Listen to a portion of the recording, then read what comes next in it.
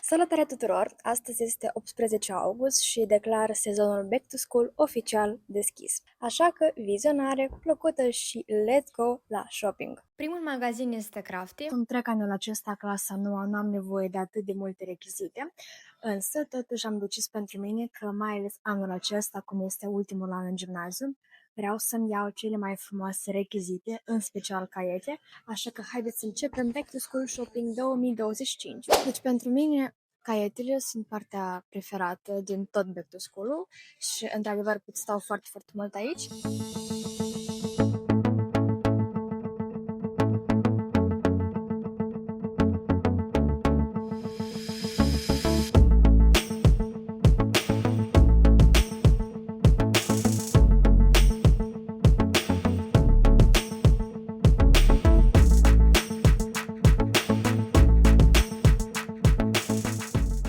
Acum am găsit efectiv cel mai estetic caiet dintre toate.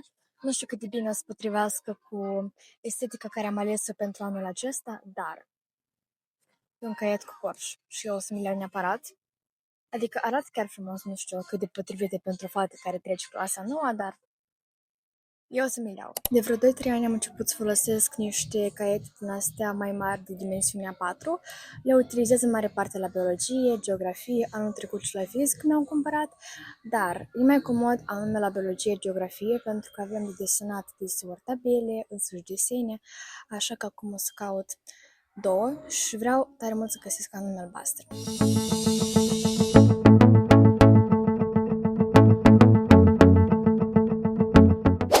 Și am găsit astea cleiuri cu stitch.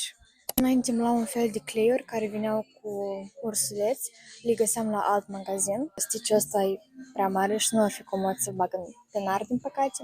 În alte chestii, chiar așa must have, eu văd sticky notes-urile, eu în fiecare an îmi cumpăr noi, chiar dacă mai am. Sunt foarte, foarte utile, mai ales când avem ceva de notat repede la lecții.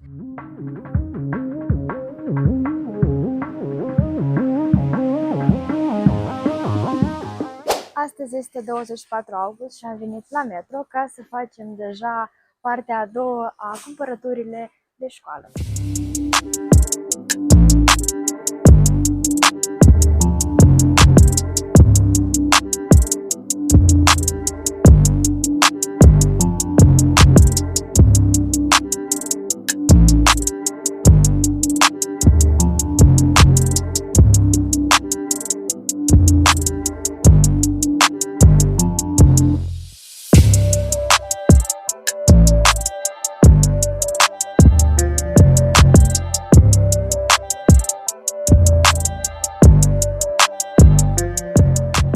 Deci aici asortimentul de caiete e foarte, foarte bun, am găsit tare multe, așa că cred că următorii ani o să vin anume aici. Iar acum a venit timpul pentru un Back to School haul în care o să vă arăt tot ce mi-am cumpărat pentru noul an școlar. Am cumpărat două caiete de tip A4, cum am menționat și în Crafty, la biologie și geografie este mai comod să folosesc așa tip de caiet și îmi plac foarte și foarte mult, în primul și în primul rând cum arată, deci chiar e drăguț și îl am și pe acesta albastru. Trecem la caietele clasice și abia acum am realizat că am cumpărat tocmai 17 caiete. Am luat încă 3 caiete de 36 de foi pentru că sunt unele obiecte la care nu scriem chiar atât de mult. De asta 36 de foi cred că o să-mi fie chiar suficient. Unul este, iată așa, albastru, cu constelații, cu horoscop, nu știu, dar mi-a plăcut doar pentru că era albastru. Și am luat unul, iată așa, cu lăbuțe drăguțe și cu cățeluși. Am zis eu la început că aș dori să-mi cumpăr toate rechizitele albastre, dar după cum vedeți nu s-a întâmplat chiar așa, dar oricum caietele îmi plac foarte și foarte mult.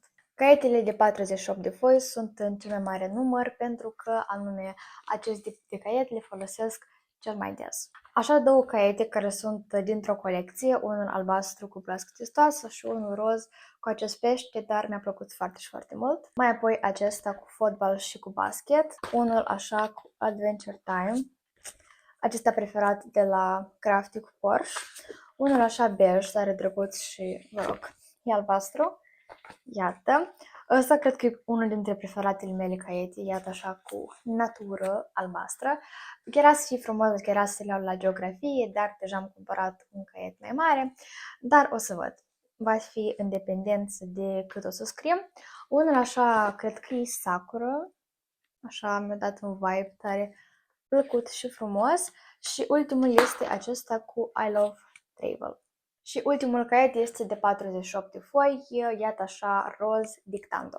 Caietele în mare parte le-am cumpărat de la Metro, am mai cumpărat de fapt și câteva la Craft, ați văzut și voi în vlog, însă mi-a plăcut mai tare asortimentul de la Metro. Cumva de obicei eu mergeam în mare parte la Papyrus, Papermax, Craft, dar anul acesta am zis să mai trec și pe la Metro și chiar au un asortiment foarte și foarte bogat de caiete, erau tare multe și anume designuri noi, așa că cred că anii viitori la fel la Metro o să merg.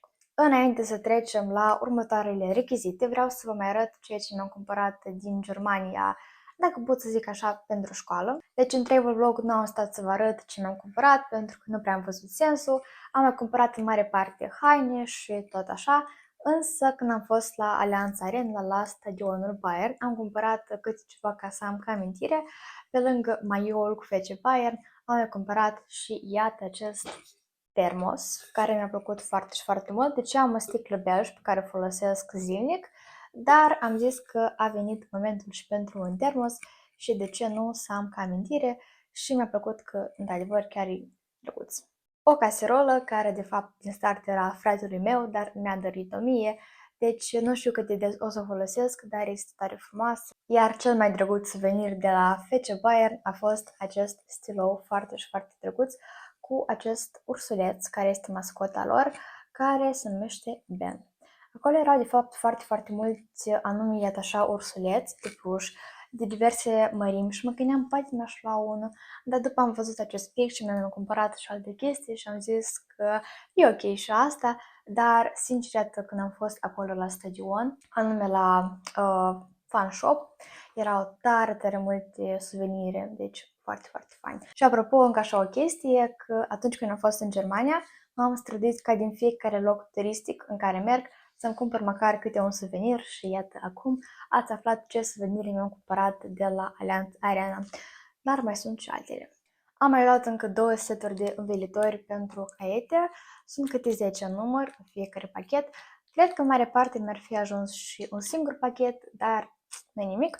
Și am mai luat și un set de învelitori pentru clasa nouă, pentru că m-am gândit cumva așa că am multe învelitori vechi, dar care sunt deja folosite și dacă totuși este ultimul an în gimnaziu, de ce să nu iau un set integral și să mă asigur că am învelitori bune pentru tot setul. Din chestiile astea esențiale am cumpărat un clei și o radieră care mi-a plăcut, că are această formă mai neobișnuită și ceva nu am zis să încerc. Am luat un pix negru, un pix verde și am găsit acesta care este 4 în 1, deci are și roșu, și negru, și verde, și albastru. Așa un set pe care l-am găsit la Metro din 3 pixuri de la Eric Kraus. În vlogul anterior din Back to School 2024 v-am recomandat acelea de la Cores și am menționat și de astea. Și iată acum pot spun într-adevăr că astea sunt cele mai bune pixuri testate pe tot parcursul acestor 8 ani de când sunt la școală.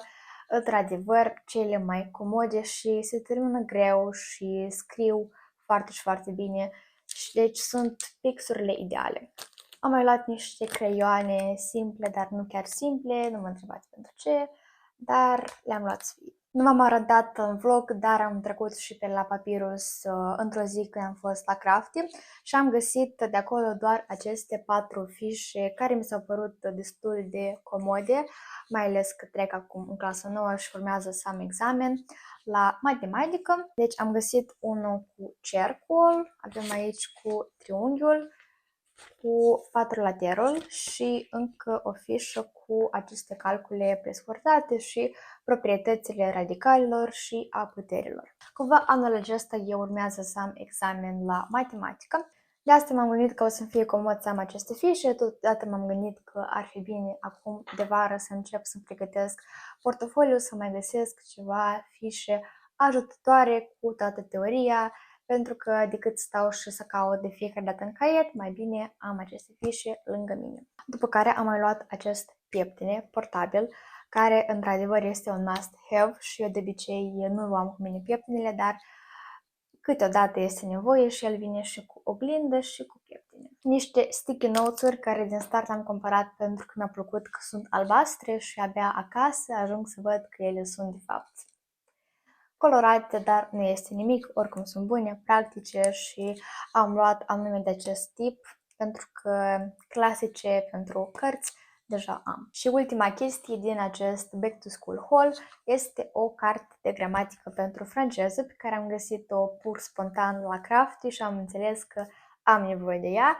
Este o carte într-adevăr must have, deoarece are undeva 100 de pagini, dar are efectiv toată gramatica limbii franceze și de la verbe la prefixe, adverbe, adjective, subiecte, deci tot în unul și la final mai are și câteva anexe. De asta, într-adevăr, este tare, tare fain. Și era să uit complet să vă arăt și agenda pe care am cumpărat-o pentru anul acesta, așa albastru verzuie. Mi-a plăcut destul de mult, așa că am zis că de ce nu, și este într-adevăr așa sub formă de caiet. Cred că ați observat că anul acesta nu am cumpărat nici ghiozdan, nici penar, pentru că am făcut acest lucru anul trecut și am zis că nu prea are sens să fac din nou să-mi cumpăr alt ghiozdan. Unica ce mi-am cumpărat o geantă, dar cred că o să vedeți în vlogurile viitoare, pentru că mai urmează ceva tare interesant. Dar cam acestea au fost cumpărăturile pentru anul acesta de studii. Apropo, scrieți în comentarii cum vi se par vouă aceste rechizite, dacă deja le-ați cumpărat și voi pe ale voastre. Pa, pa și ne revedem în următoarele videoclipuri și mult succes în noul an școlar!